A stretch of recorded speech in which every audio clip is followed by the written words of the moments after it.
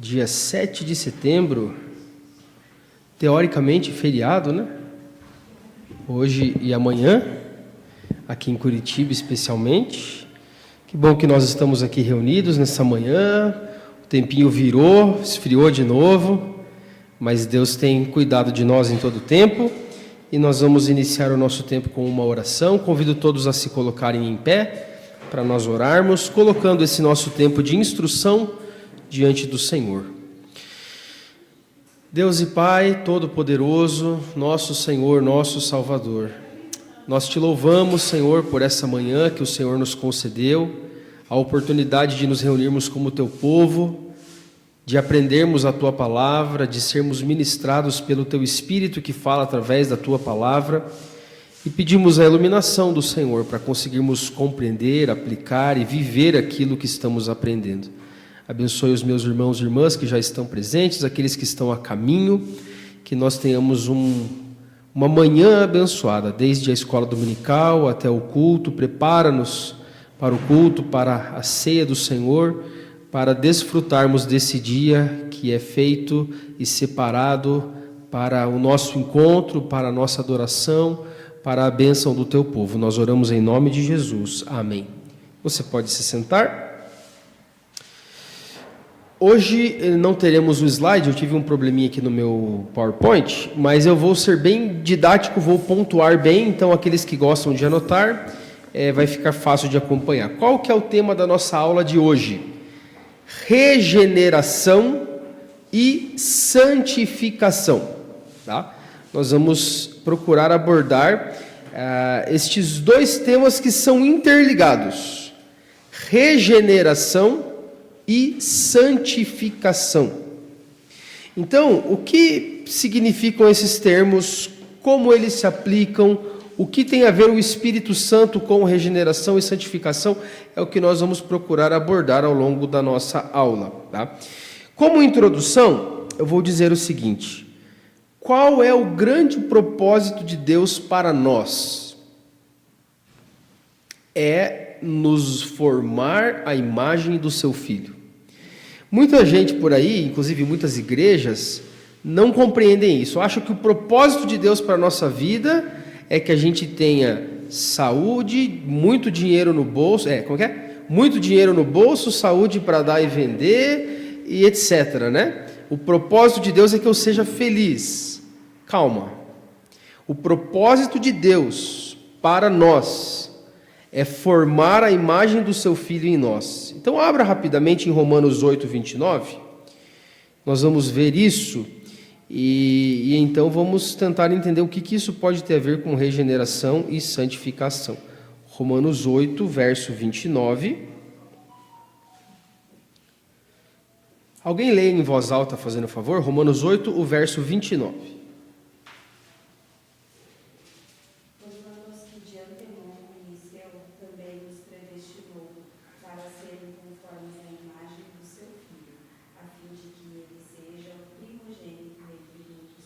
Muito bem, esse texto está num contexto em que Paulo fala sobre a salvação, o processo de salvação na nossa vida, como isso acontece, como isso começa, como isso se desenvolve, e nesse texto aqui nós temos o propósito desse plano. O propósito de Deus ao nos predestinar, ao nos eleger antes da fundação do mundo, ao enviar o seu Filho para morrer por nós, ao enviar o seu Espírito para nos convencer do pecado, da justiça e do juízo, é nos formar à imagem do seu Filho, para que Jesus seja o primogênito entre muitos irmãos, para que nós sejamos como Ele. O propósito de Deus, então, para o seu povo é nos transformar, é nos fazer nova criatura. E aí entra então regeneração e santificação. O problema é, como é que isso acontece? Como nós que somos pecadores podemos ser transformados à imagem de Cristo? Será que Deus simplesmente fala para nós assim: olha, percebam como meu filho viveu e vivam como ele, imitem o meu filho? Será que nós conseguimos imitar por nós mesmos, na nossa natureza? Não, porque a Bíblia vai dizer que nós não estamos apenas incapacitados, mas nós estamos mortos. A Bíblia vai falar muitas vezes que a nossa condição espiritual é de morte. Paulo fala, por exemplo, em Efésios 2:1, vocês estavam mortos em delitos e pecados. O que o morto consegue fazer? Nada. Ele não sente, ele não respira, ele não vê, ele não anda, não se mexe. O morto, ele está sem vida. Ele não tem como ter vida em si mesmo se ele está morto. Então, a nossa condição de morte espiritual é um grande problema para que nós sejamos como Cristo, porque não é apenas dizer assim, imite Jesus. Ah, tá bom, então eu vou me esforçar, vou mudar os meus hábitos, vou mudar a minha rotina. Deixa eu entender aqui como que Jesus era. Jesus era assim, assim, assado. Então, eu vou mentalizar, eu vou me esforçar e eu vou conseguir. Não, a gente não consegue, porque nós estamos mortos. Então, a regeneração ela é necessária porque ela é essa vida que Deus nos concede para nos capacitar a viver como Jesus e a sermos seus filhos. Então, um texto base da nossa aula de hoje é João capítulo 3. Eu vou pedir que você abra lá, porque nós vamos ler. João capítulo 3, do 1 ao 8. Esse texto é muito conhecido. Quando o fariseu Nicodemos visita Jesus, tarde da noite, eles vão ter uma conversa muito produtiva e que nos deixa uma lição muito importante sobre o nosso tema. E diz assim, então, João 3, de 1 a 8. Havia entre os fariseus um homem chamado Nicodemos, um dos principais dos judeus. Este de noite foi ter com Jesus e lhe disse, Rabi, sabemos que és mestre vindo da parte de Deus, porque ninguém pode fazer estes sinais que tu fazes se Deus não estiver com ele.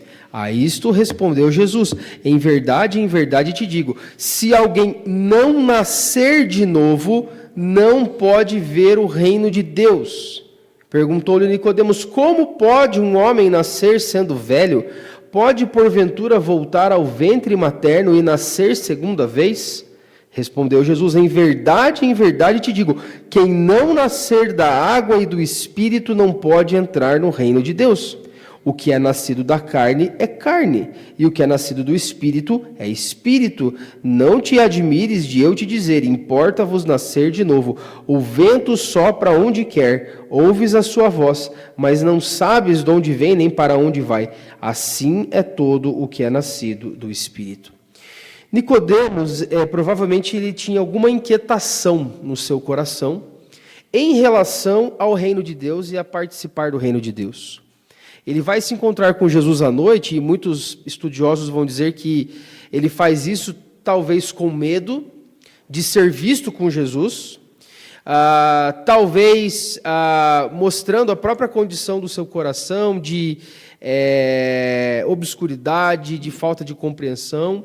Mas fato é que ele vai até Jesus e Jesus é muito direto com ele. Jesus, em outras palavras, fala o seguinte, Nicodemos, não adianta você ser religioso.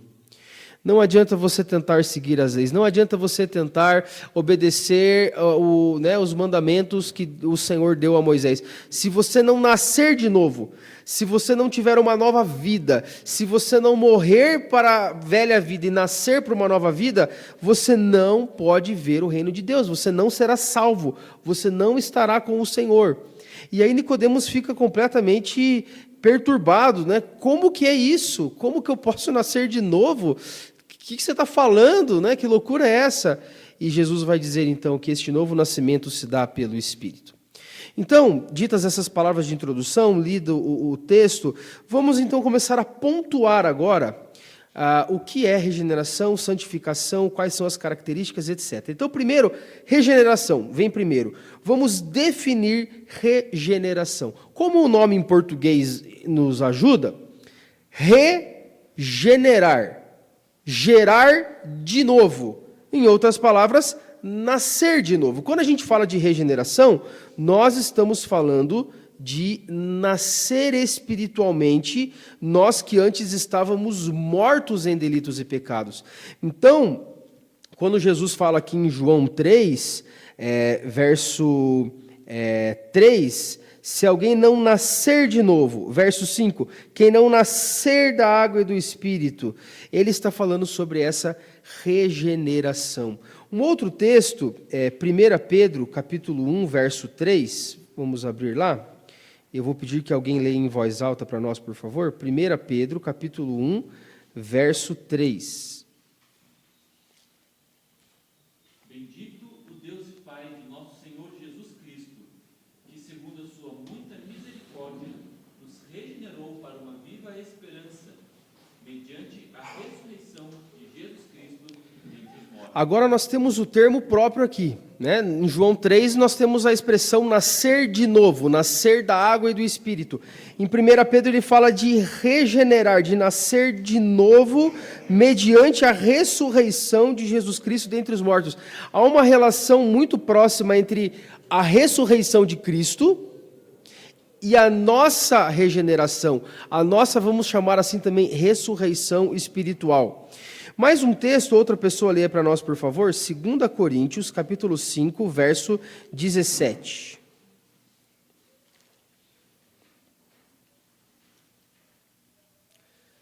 Segunda Coríntios 5, 17.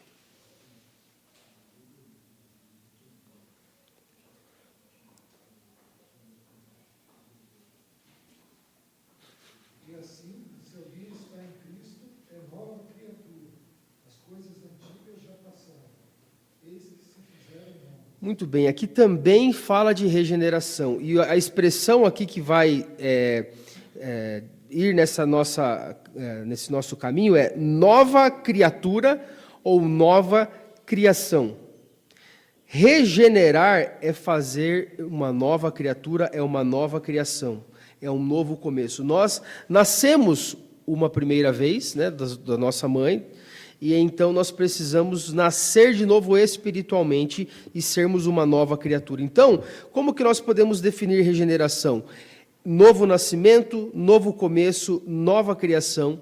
É um ato de Deus, isso é muito importante, tá? É um ato de Deus, é um ato soberano, único, irreversível e realizado pelo Espírito Santo. Tá?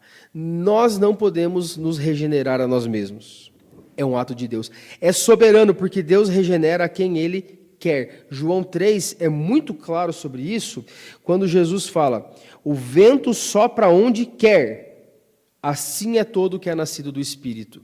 Quem nasce de novo, quem é regenerado? Aqueles sobre os quais o Espírito Santo trabalha. Então é um ato de Deus soberano, é um ato único.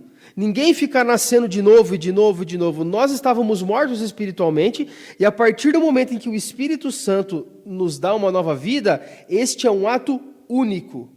Você nasce de novo uma única vez. Você não vai morrer espiritualmente de novo. Nós não cremos nisso, né? Que você pode perder a salvação e daí ganhar a salvação e daí perder a salvação e daí ganhar a salvação. Se você foi salvo é porque o Espírito Santo te deu nova vida. E com uma nova vida agora você vai vivê-la. É um ato único e é um ato irreversível. Não tem como voltar atrás esse ato, porque é um ato de Deus que Ele realiza pelo seu Espírito Santo.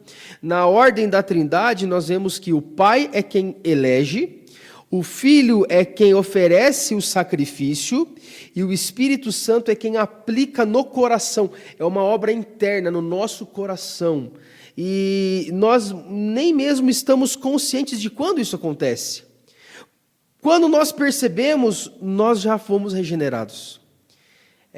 Você lembra do momento em que você foi, que o espermatozoide fecundou o óvulo? Você não lembra? Ou vamos um pouquinho para frente, você lembra o momento em que você saiu da barriga da sua mãe?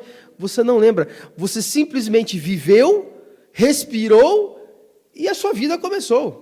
E você vai entendendo isso com o passar do tempo, que você é um ser vivo, que você é um ser humano, que você, né, tem uma vida, que você se move, que você fala, que você se relaciona com o ambiente. Assim também é na regeneração. Nós não conseguimos perceber exatamente o momento que o Espírito coloca essa vida em nós, mas a partir do momento em que nós somos regenerados, nós começamos a viver. E aí você vai crer em Cristo, e aí as coisas de Deus vão fazer sentido, aí você vai amar o Senhor, aí você vai desejar o Senhor, aí você vai amar os seus irmãos, e você percebe assim, eu tenho uma nova vida. Eu amo o que antes eu não amava. Eu vivo o que antes eu não vivia. Para algumas pessoas, talvez tenha um momento dramático, né? Um estalo, né? Muita gente, aquele relato de conversão famoso, né? A pessoa estava perdida, em pecados, delitos e com uma vida toda destruída, e daí num momento, numa pregação ou numa conversa, vem aquele estalo e a pessoa entende. Mas não significa que o Espírito Santo agiu só naquele momento. Provavelmente o Espírito Santo já estava agindo antes, preparando aquela pessoa para o momento em que ela se percebe viva. Talvez aquele momento de Zaqueu, né? Zaqueu, quando sobe na árvore com Jesus, ouça a Aham. depois, mais à frente, mas antes de tudo isso, Isso. A curiosidade que foi despertada. Por que ele subiu na árvore, né? Em que momento que ele foi salvo? Quando ele decidiu, quando ele ouviu de Jesus, quando ele subiu na árvore, quando ele ouviu a pregação, quando ele decidiu devolver os seus bens, né, o que ele tinha roubado. A gente não tem como dizer exatamente, mas certamente a obra do Espírito já começou antes, né, muito bem, como o reverendo Luiz trouxe. Então, é um ato de Deus, soberano, único, irreversível, realizado pelo Espírito Santo. Então, essa é a definição que nós vamos dar aqui para a regeneração. Um segundo ponto sobre regeneração, necessidade. Jesus vai falar em João 3 que há uma necessidade de nós nascermos de novo. Tá? É uma necessidade indispensável. Ele diz muito claramente no verso 3, se alguém não nascer de novo, não pode ver o reino de Deus. Isso nos ensina que não basta ser religioso, não basta ter uma vida moral aceitável na sociedade, não é isso que vai nos salvar. Nós precisamos dessa vida que o Espírito concede.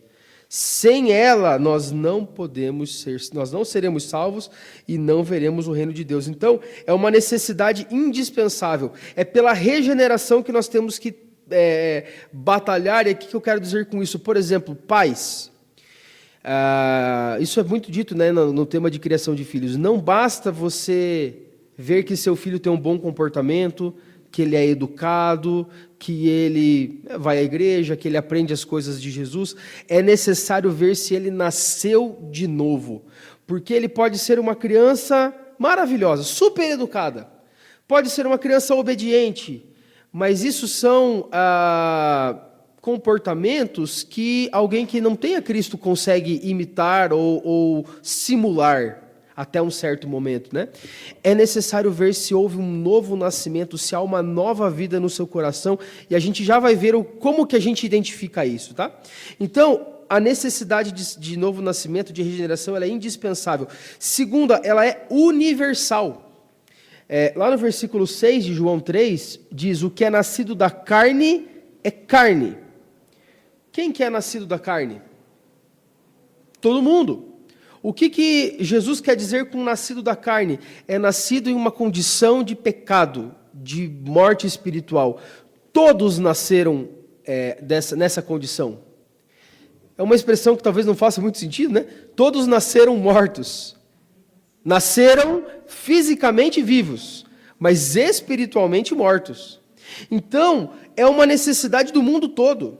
Todas as pessoas nesse mundo precisam nascer de novo se elas desejam ver o reino de Deus. E terceiro, é uma necessidade imutável. Ela é sempre necessária. Não era só Nicodemos, não era só os fariseus, os judeus da época de Jesus.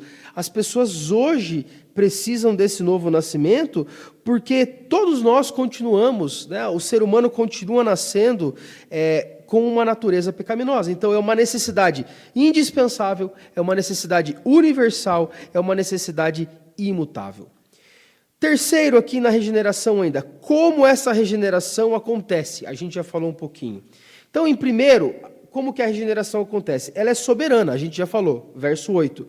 O vento sopra onde quer, Ouves a sua voz, mas não sabes de onde vem nem para onde vai. Assim é todo o que é nascido do Espírito.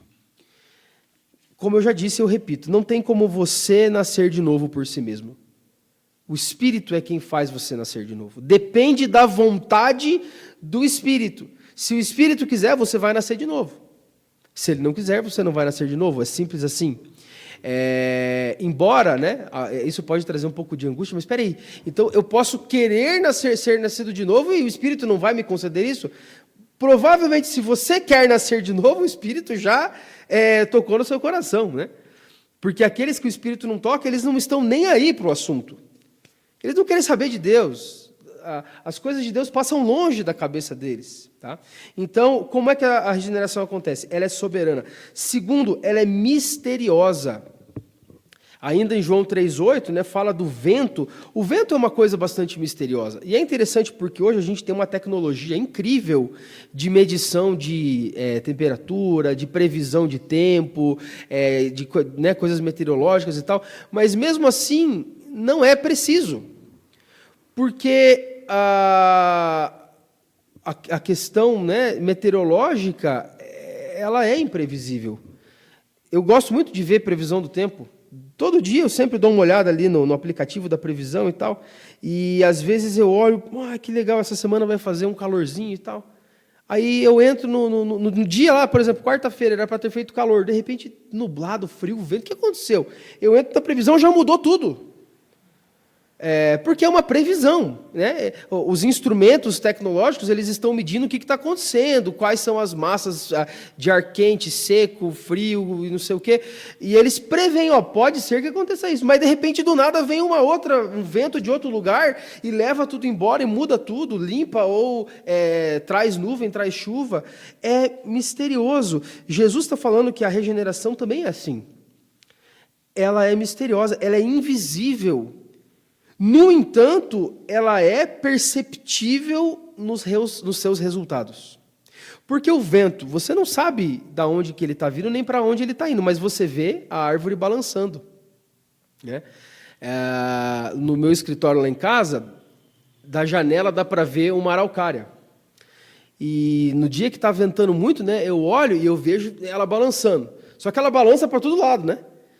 Só olhando, eu não sei da onde que o vento está vindo, para onde que ele está indo, porque ela está balançando para todo lado, ela está sendo agitada pelo vento. Mas eu vejo, está ventando. Eu sei que está ventando, porque ela está balançando. Assim é a regeneração. A gente não sabe quando que começou necessariamente, da onde que está vindo, para onde que está indo, mas a gente vê que alguma coisa está acontecendo. O Espírito Santo, quando ele age, ele deixa a sua digital. E a gente já vai ver quais são essas evidências. Mas o ponto aqui é que a regeneração ela é misteriosa, ela é invisível, mas perceptível nos seus frutos. Um terceiro ponto de regeneração, como que ela acontece, ela é passiva para nós. É uma coisa que a gente já falou, mas agora definindo melhor. Nós somos passivos na regeneração. Inclusive, o autor do capítulo, que é o Ian Hamilton, ele vai dizer o seguinte: em tudo isso somos completamente passivos. Se não o fôssemos, não haveria evangelho de modo algum. Porque o evangelho é a boa notícia de que Deus salva pecadores por sua graça.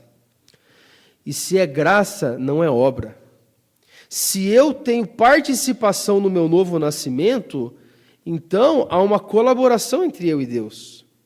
Mas a Bíblia ensina que é uma obra totalmente de Deus, uma obra monergística. Deus é o único ator da regeneração.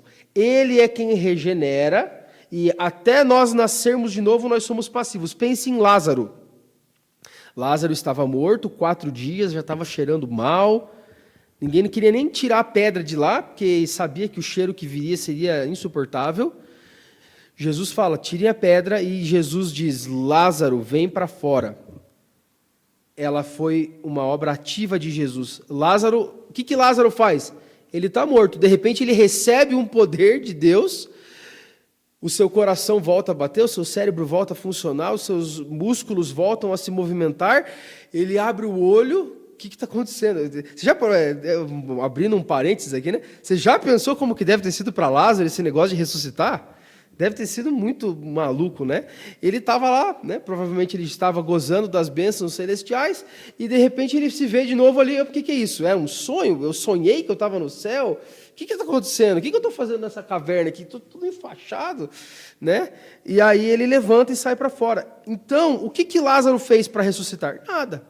Mas depois de ressuscitado, ele ouviu a voz de Jesus e ele, opa, alguém me chama. Aí ele levanta e ele sai para fora. A partir de então, ele tem vida e vai viver. Mas até ele nascer de novo, totalmente passivo. Aí entra uma pergunta, tá? Então, se a regeneração é uma obra de Deus, se essa salvação, essa vida inicial, essa nova criação é de Deus, por que a gente prega? Por que tem a palavra, etc.? Porque tudo isso são meios que Deus usa para a regeneração. Nós dizemos que a palavra ela é a causa instrumental da regeneração, enquanto o Espírito é a causa eficiente. Essa é uma distinção usada na filosofia aristotélica, mas ela é interessante que não é tão difícil. Tudo o que acontece, você tem 4 causas. Deixa eu ver se eu me lembro quais são. É a causa material, a causa instrumental, a causa eficiente e a causa final. Então, por exemplo, uma cadeira. Qual que é a causa formal? É o design da cadeira. Qual é a causa material? É o plástico. Qual é a causa eficiente? É a pessoa que confeccionou a cadeira. E qual é a causa final? É a cadeira pronta e ali. Então, na nossa regeneração, o Espírito é a causa eficiente, é quem faz a obra. Mas qual é o instrumento que o Espírito usa? É a palavra. Então, por que nós pregamos a palavra para pessoas mortas? Porque a palavra é um instrumento que o Espírito usa para dar vida. Lembre-se do vale de ossos secos lá de Ezequiel. Deus chama Ezequiel e fala, prega para esses ossos secos. Senhor, meio estranho, né? Um monte de osso, não tem vida, por que eu vou pregar? Prega. Ezequiel então proclama, e aí diz que dos 4 cantos vem um vento. É um símbolo do Espírito Santo. E que vai unir aqueles ossos, vai criar tendões, carne, órgãos, e de repente você tem um exército de pessoas vivas. Quem fez aquilo foi o Espírito, mas o instrumento do Espírito é a palavra. Por isso que, apesar de a regeneração ser uma obra passiva para nós, e eu não conseguir fazer, né, uma pessoa nascer de novo, eu prego, porque o Espírito Santo usa a palavra para criar vida no coração das pessoas. Então, nós já vimos aqui definição de regeneração. Segundo, necessidade da regeneração. Terceiro, como acontece a regeneração. Quarto e último ponto sobre a regeneração, evidências. Como é que eu sei que houve regeneração? Bom, como eu disse, o Espírito Santo deixa as suas digitais. Tipo a criança, né? Você viu que alguma coisa está fora do lugar e você vê as marcas dos dedinhos engordurados, né? E aí você já sabe o que aconteceu, né? Dependendo do tamanho do dedo, você sabe qual filho que foi, né? Ou se foi um adulto, às vezes, né? Você percebe ali pela digital que foi deixada. O Espírito Santo, quando ele age, ele deixa a sua digital, ele deixa a sua marca. Então, o autor aqui traz algumas evidências de que o novo nascimento aconteceu. Primeiro, ele vai falar que aqueles que nasceram de novo são aqueles que clamam Abba, Pai. Gálatas 4:6. Alguém leia para nós em voz alta, por favor.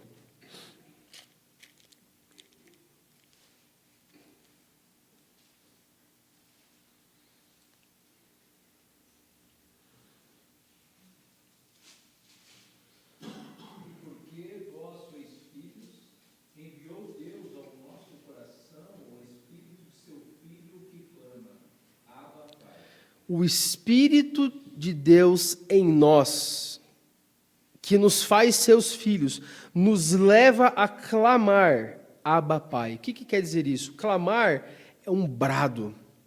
Abba é a expressão aramaica para pai, uma expressão muito íntima, relacional.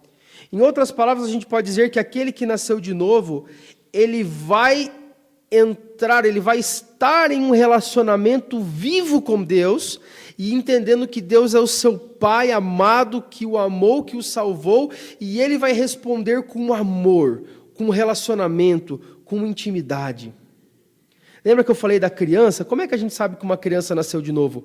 É porque ela não apenas repete informações ou simula um comportamento adequado, mas ela tem um relacionamento com Deus. Isso é perceptível. Na oração, no desejo pelas coisas de Deus, no amor por Deus.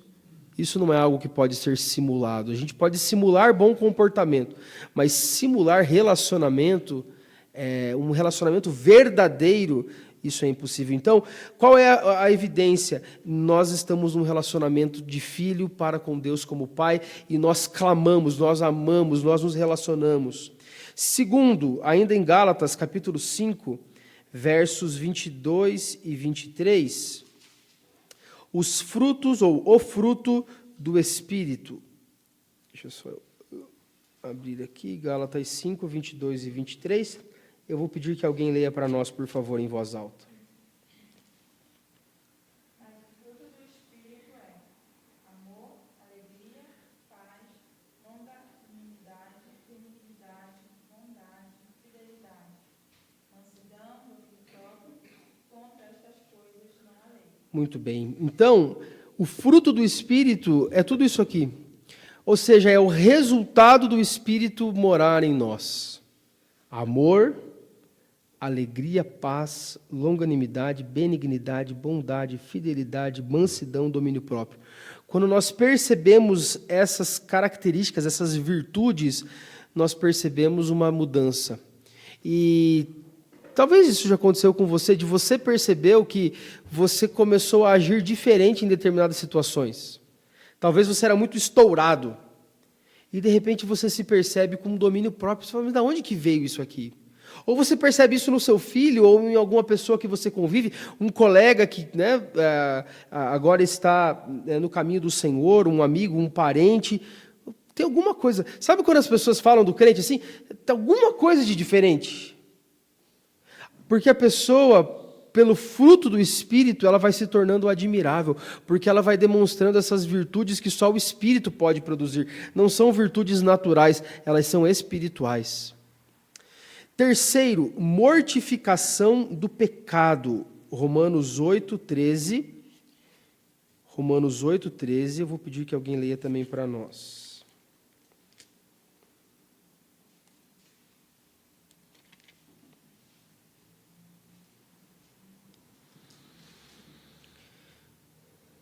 Porque, se viverdes segundo a carne, caminhais para a morte.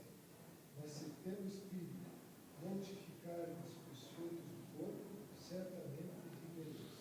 Olha só que interessante, fala que é pelo Espírito que nós mortificamos os feitos do corpo. O que é isso? Matar o pecado, lutar contra o pecado, sufocar o pecado, né? Você é tentado e você fala, não. O Senhor me capacitará para resistir a essa tentação. Lembre-se de José, o José filho de Jacó, quando a mulher de Potifar vem ao seu encontro, toda sedutora. Naquele momento, como é que ele conseguiu mortificar os feitos do corpo? Como é que ele conseguiu abandonar o pecado e correr para a justiça? Porque o Espírito estava trabalhando no seu coração. Como é que a gente consegue resistir ao pecado e lutar contra o pecado? Pelo Espírito. E essa é uma evidência, uma das evidências de que nós nascemos de novo. Ainda em Romanos 8, o verso de número 26, fala sobre a vida de oração. Fala sobre o auxílio do Espírito Santo na oração. Diz assim, também o Espírito semelhantemente nos assiste em nossa fraqueza, porque não sabemos orar como convém, mas o mesmo Espírito intercede por nós sobremaneira com gemidos inexprimíveis. O Espírito é quem nos ajuda a orar, e Ele mesmo intercede por nós com gemidos inexprimíveis.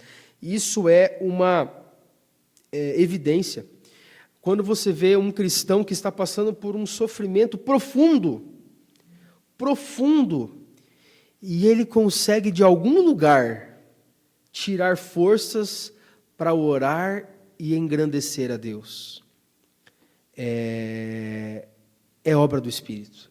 É uma evidência de que o Espírito está ajudando aquela pessoa numa situação de fraqueza, numa situação de debilidade, numa situação de sofrimento, a reconhecer: Deus continua sendo Deus, Ele continua sendo bom.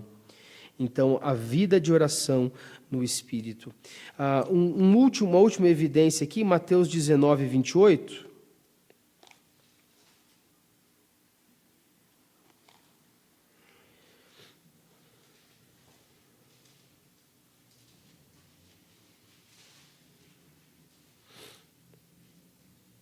Diz assim, Mateus 19, 28. Jesus lhes respondeu: em verdade vos digo que vós, os que me seguistes, quando na regeneração o Filho do Homem se assentar no trono da sua glória, também vos assentareis em 12 tronos para julgar as 12 tribos de Israel.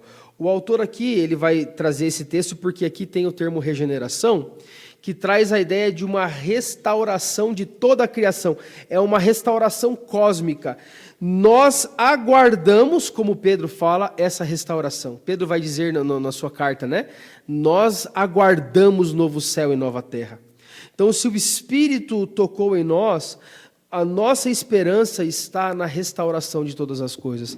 Nós sabemos que Deus pode nos abençoar aqui, Deus pode nos dar saúde, Deus pode nos dar uma qualidade de vida, Deus pode nos dar filhos, netos, Deus pode nos proporcionar coisas boas aqui. Mas a nossa verdadeira expectativa está na restauração, porque nós sabemos que essa terra, por mais que tenha coisas boas, o mal nela faz com que até as coisas boas percam um pouco o seu sabor.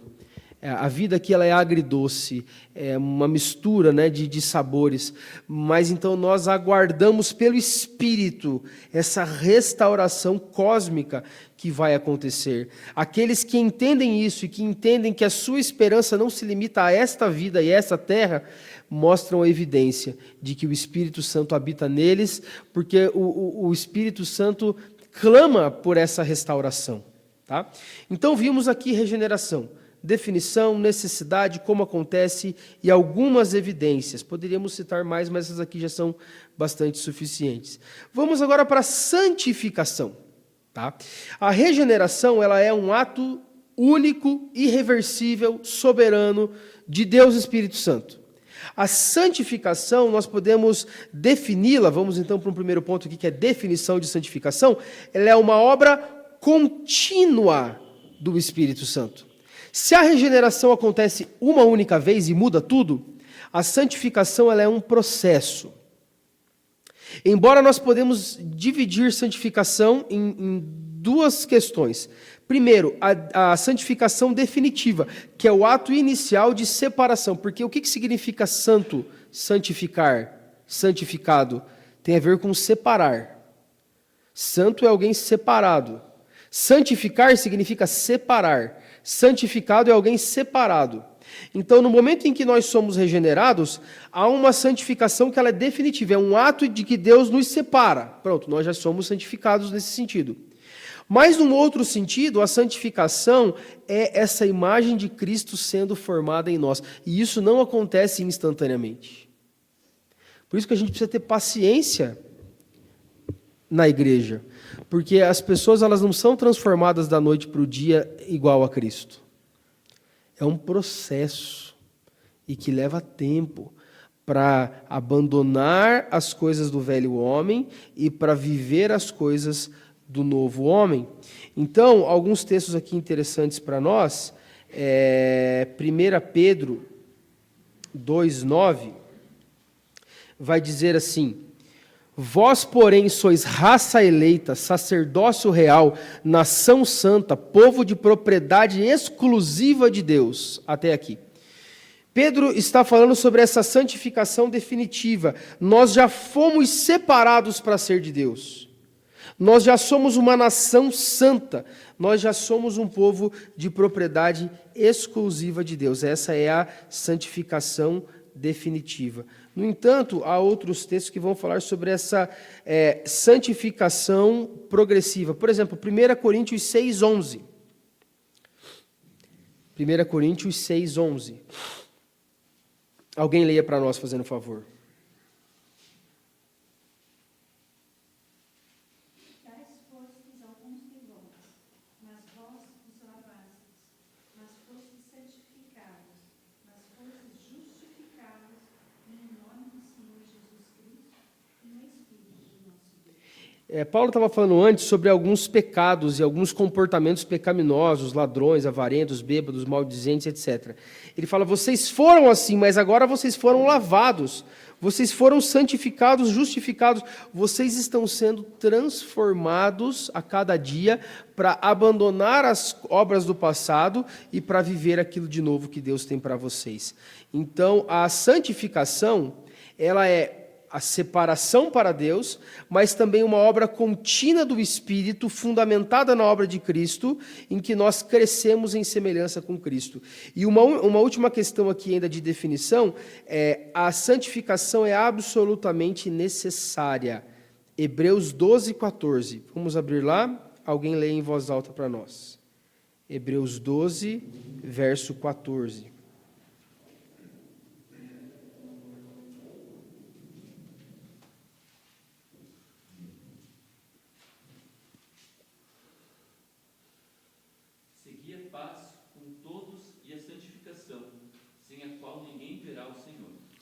Por que é importante nós buscarmos essa vida de santificação? Essa vida separada para Deus, essa vida distinta do mundo, essa vida de semelhança com Cristo. Porque sem a santificação ninguém verá o Senhor. Para o cristão, a santificação não é uma... não é uma possibilidade, ela é uma necessidade, ela é uma ordem, ela é o único caminho que temos para nós. O Senhor deseja para nós a nossa santificação. Ela não é opcional, ela é parte do propósito de Deus para os seus filhos. E para nós encerrarmos aqui a parte de santificação, eu queria falar algumas características da santificação. Primeiro, a santificação é o propósito do Deus Trino. Eu falei lá no começo, de Romanos 8, 29, em que nós fomos predestinados para sermos conforme a imagem do seu Filho. 1 Pedro 1, 2, eu vou só mencionar aqui, fala que o Pai, o Filho e o Espírito estão envolvidos na nossa santificação. É uma obra, é um propósito do Deus Trino. O Deus Pai, Filho e Espírito olha para nós e Ele trabalha e deseja a nossa santificação. Essa é uma primeira característica. Segunda característica da santificação, ela está fundamentada na gramática do Evangelho. O que o autor quer dizer com isso? Os indicativos vêm antes dos imperativos. Não tem como nós buscarmos uma vida de santificação sem antes o Evangelho. Não adianta você falar para o seu filho ou para uma outra pessoa o seguinte, você tem que ser santo porque Deus é santo.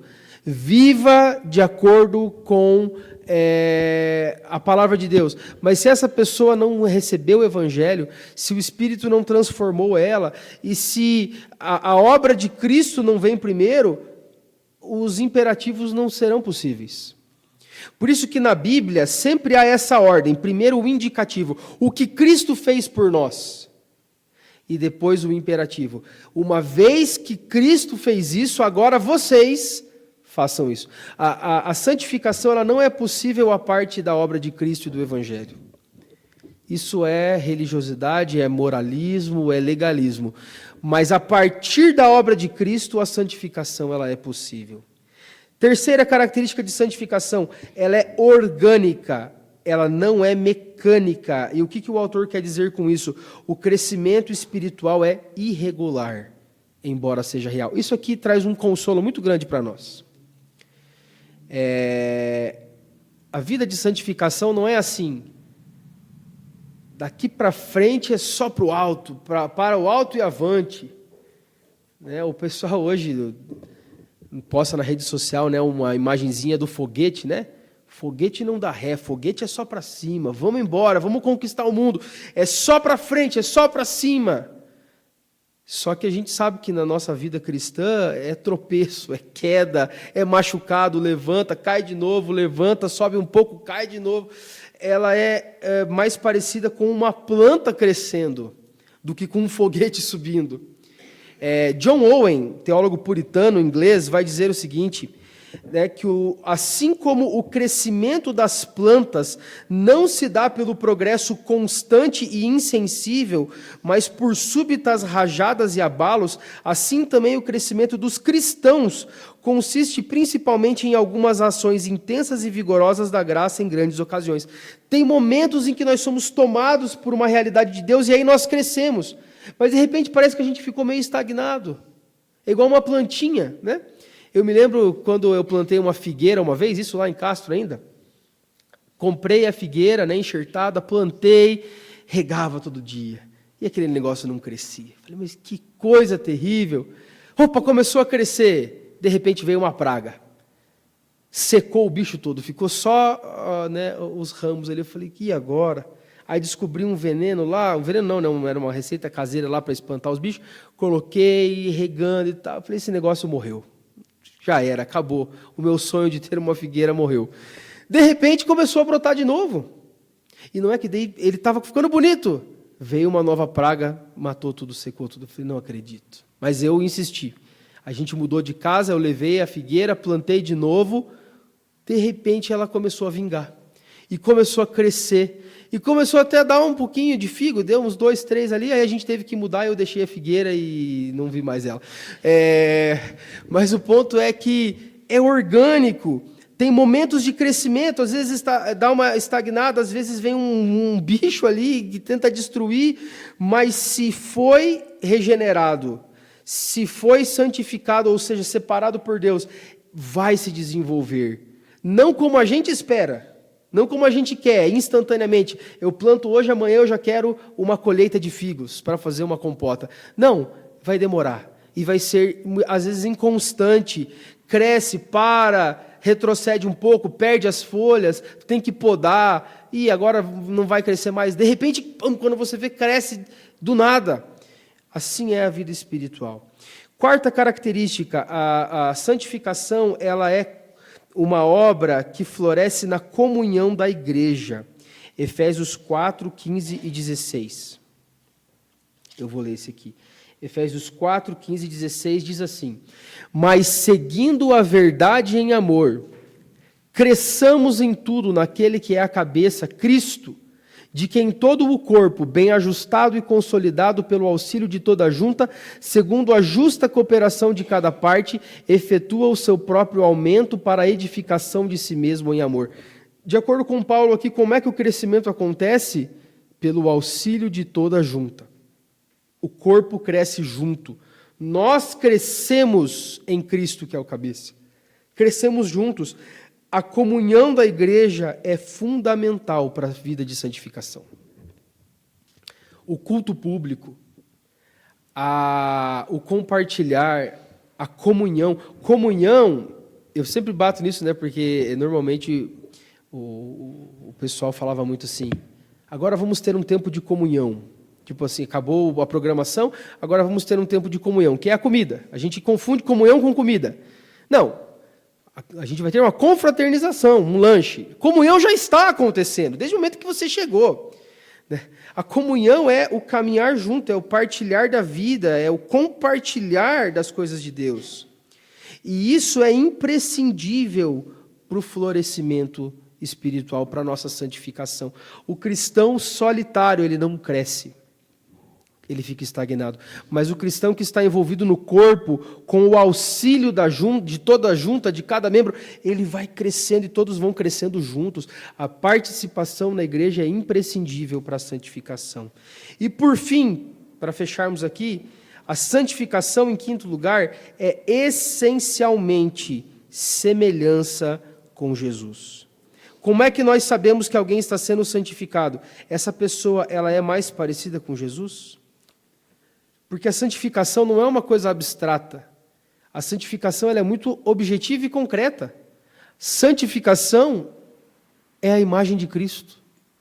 2 Coríntios 3,18, o último texto que a gente vai ler aqui. 2 Coríntios 3,18.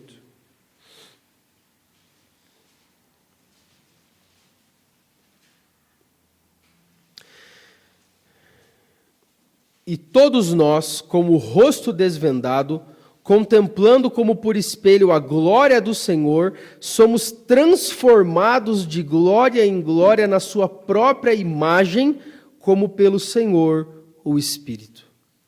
O Espírito nos leva de glória em glória a sermos transformados na imagem de Jesus Cristo. Isso é santificação. Eu estou mais parecido com Cristo hoje do que eu era há 10 anos atrás. O meu filho está se parecendo com Cristo a cada dia. Os meus irmãos estão se parecendo mais com Cristo. A igreja de Jesus está parecida com Ele. Então nós estamos no caminho certo. Concluindo, nós vimos aqui que regeneração é o início da nova vida. É um ato de Deus, soberano, único e irreversível, operado pelo Espírito, mas que vai produzir frutos e evidências. Nós vimos que a santificação, ela é o desenvolvimento dessa vida que nós recebemos, até nós sermos conformados à imagem de Cristo. Tudo isso para que o Pai seja glorificado na imagem de Cristo formada em nós. Como o nosso tempo já deu, eu quero deixar algumas perguntas para você refletir, se você quiser até anotar aí, aqueles que estão anotando, para você refletir depois. Umas perguntas aqui interessantes. Primeira, qual é a diferença entre ser religioso e ser uma nova criatura? Pense um pouquinho, quem quiser anotar, anote. Segunda pergunta, como você pode discernir se realmente nasceu de novo? Como você pode discernir se realmente nasceu de novo? Terceira pergunta, que marcas do Espírito você percebe na sua vida? Que marcas do Espírito você percebe na sua vida?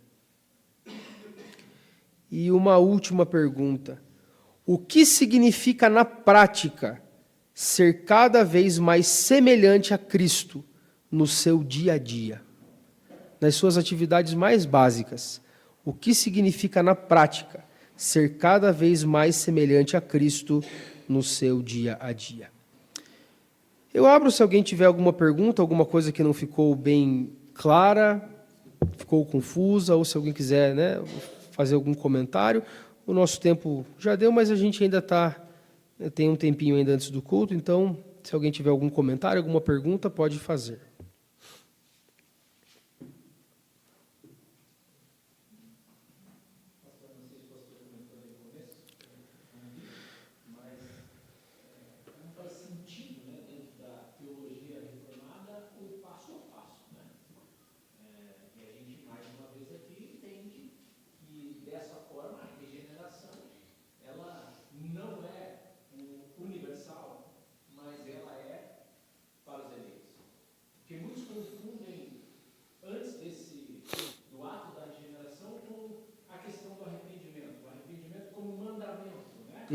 Alguns textos dizem, ele é para todos como mandamento.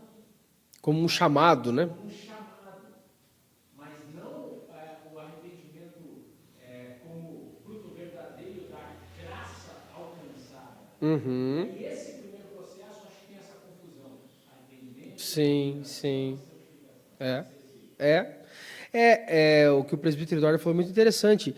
Quando a gente entende e define essas coisas, clareia na nossa cabeça o que está acontecendo, o que precisa acontecer. Porque, às vezes, no vocabulário evangélico há uma confusão, as pessoas não conseguem entender direito o que é cada coisa, e elas não entendem o que está acontecendo, né? Então, quando a gente vê os termos, o processo, a ordem, o que é cada coisa, nos ajuda a entender, então é isso que precisa acontecer. Isso acontece por causa daquilo. Exatamente, esse processo, entender esse processo é muito importante.